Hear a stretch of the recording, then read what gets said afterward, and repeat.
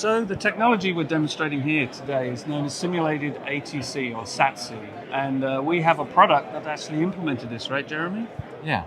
Yeah. So what does SATC do? Well, SATC generates an environment around the simulated aircraft that fills it in with other aircraft and air traffic controllers.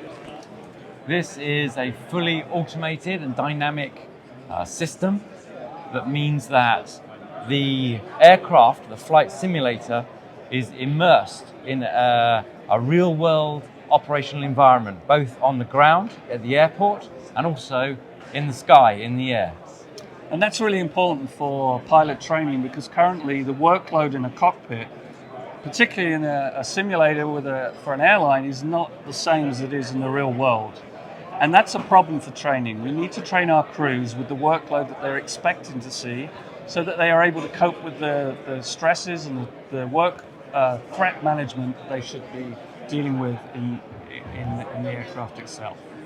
Absolutely. There is a movement globally to train. It's called competency-based assessment, training and assessment. And this technology absolutely produces the environment in which pilots can train the full range of their competencies. Things like managing their workload, communications. So our colleague Kerrenton here is going to demonstrate SERA. He will role play as if he's a pilot, and he will be speaking to a fully synthetic air traffic controller, in fact multiple air traffic controllers, and you'll also hear other traffic in the simulation. This is completely new to the industry. Today we'll be demonstrating our product, SERA.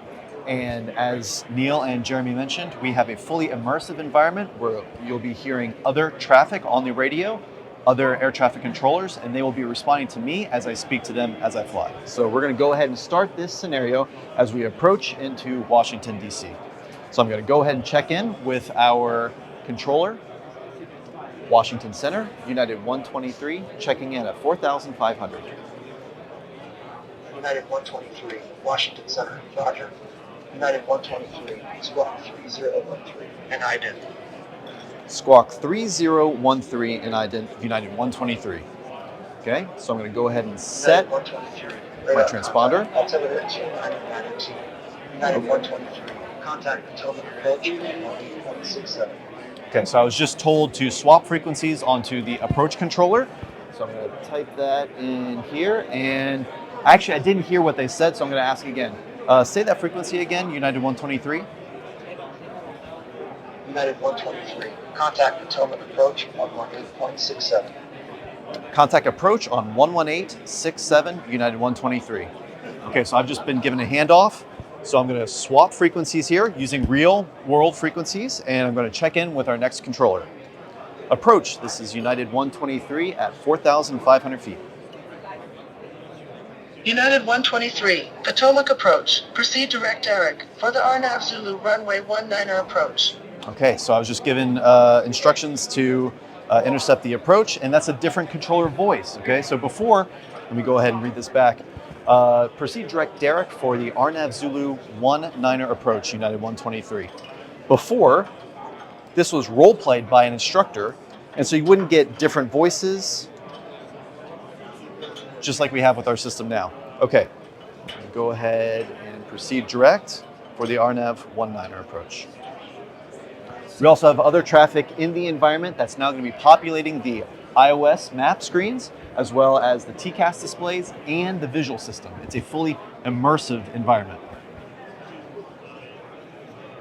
We also have a running transcript of everything that's been said. Cleared for RNAV Zulu runway 19er approach. Cleared for the RNAV Zulu 19er approach, United 123. And so now we're going to have... United 123, contact Washington Tower 119er.1. I've been given another contact. And if I read that back, they will actually correct. Contact tower on 119er8, United 123. United 123, contact Washington Tower 119er.1. Oh, sorry about that. Contact tower on 119er1, United 123. So now we can continue the approach all the way down to the ground with full ATC services, a completely revolutionary new technology that's been really quite something else, I'd say. It's been a long time needed, and a long time in development. It's now mature, it's fielded.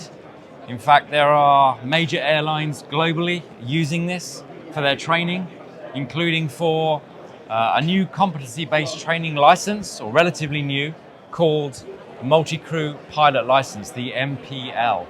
This is for cadets who are learning to become pilots. And this system is in use for those cadets now, and also of growing interest to airlines who want to conduct evidence-based training, which is a philosophy where you train as you fly and you fly as you train. And this technology really does produce a synthetic environment that is very, very much closer to the real world, complexity and threats and challenges that pilots face every day on the line. Very good. Fantastic. Thank you very much. Yeah, thank you.